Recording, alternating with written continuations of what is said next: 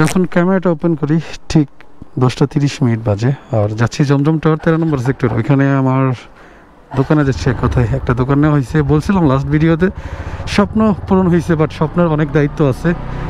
মাঝে মাঝে রোড ঘাটে চললে এরকম বাবুরা সাইকেল চালানো শিখে, একসময় আমরাও শিখছি, আর এখন আমরা বাইক চালাই। স্বপ্ন থাকে বাইক চালানোর, বাট ফার্স্ট বাইক কিন্তু আমাদের সাইকেল। যাই হোক, আর আমাদের রাস্তার এই অবস্থা দেখেন ভাই, সেজন্য বাসার বাইক রাখতে পারিনি, অন্য কারো বাসায় বাইক রাখছি হালাত করে আর কি। এগুলো কিন্তু অনেক কষ্ট ভাই, আজকে একজনের বাসায়, কালকে আরেকজনের বাসায়, বা কখনো কখনো এপিপিএনও রাখছি কোয়ার্টার, আমাদের পুলিশ কোয়ার্টারে। সো এই হচ্ছে নাজেহাল অবস্থা।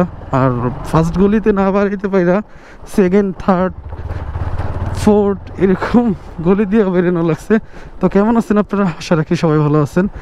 আর অ্যাডভেঞ্চারের একটা গল্প আমরা এই রোডে লিখতে পারি। দেখছো দেখছো দেখছো, আমাকে একটু সাইড দিল না।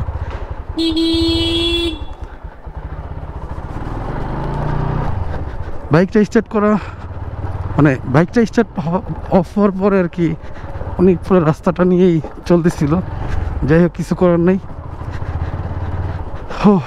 কি অবস্থা দেখছেন ভাই, ও রে, পুরো পাহাড় পর্বত, তারপর হচ্ছে বেরোনো লাগবে। আচ্ছা যাই হোক, মেন রোডে গিয়ে তারপর আপনাদের সাথে কিছু আলোচনা করি।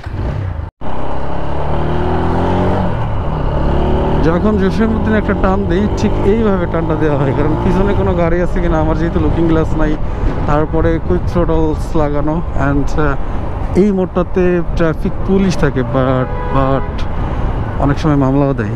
বাট আমার ফগলাইট লাগানো আছে। মোটামুটি প্রায় 1.5 মাস ধরে আমি ঢাকার ভিতরে এইভাবেই চালাচ্ছি, বাট কখনো পুলিশ ধরে না। মানে এখন একটু বাইক ধরাটা কমছে, মানে আমাদের উত্তরটা ঠান্ডা, শীতল এরকম আর কি। যদিও ট্রাফিক মোড়ে আর কি অনেক যাওয়া আসা করি এখন, বাট আমার লুকিং গ্লাস নাই। বিশেষ করে এটা হচ্ছে মামলা দেওয়ার মূল রিজন, বাট সেটা দিচ্ছে না বা ধরছে না বা জিজ্ঞেস করতেছে না। যদিও আমার এলাকার ভিতরে, সেজন্য হয়তো কনফিডেন্সটা আমি পাই, সেজন্য ওইভাবে চালাচ্ছি। বাট এইভাবে চালানোর ঠিক না, বাট তারপরেও ভালো লাগতেছে যে অন্য অন্য বড় বড় গাড়ি ধরে, বাট মানে বাইকটা কম ধরতেছে পুলিশে বা সার্জেন্টে। এইটাই হচ্ছে ভালো লাগে, একটা অন্যরকম ব্যাপার স্যাপার আর কি। মন মতো চালাইতে পারতেছি। বাট এই বাইকে যদি জোরে টান দিই, তাই যে কেউ সাপ্রি বলে ফেলে, এই ব্যাপারটা আসলে একটু কষ্ট লাগে। বাট তারপরেও আর কি কিছু করার নেই।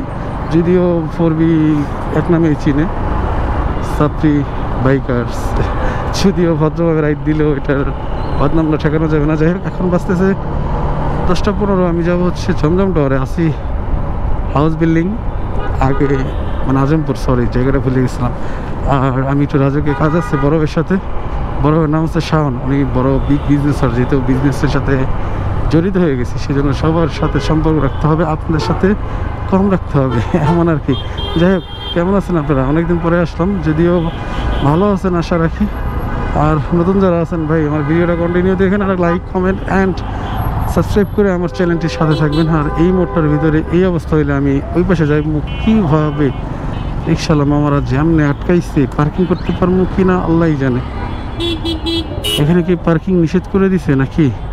এত রিক্সা যদি থাকে তাহলে আমরা কেমনে কি করব?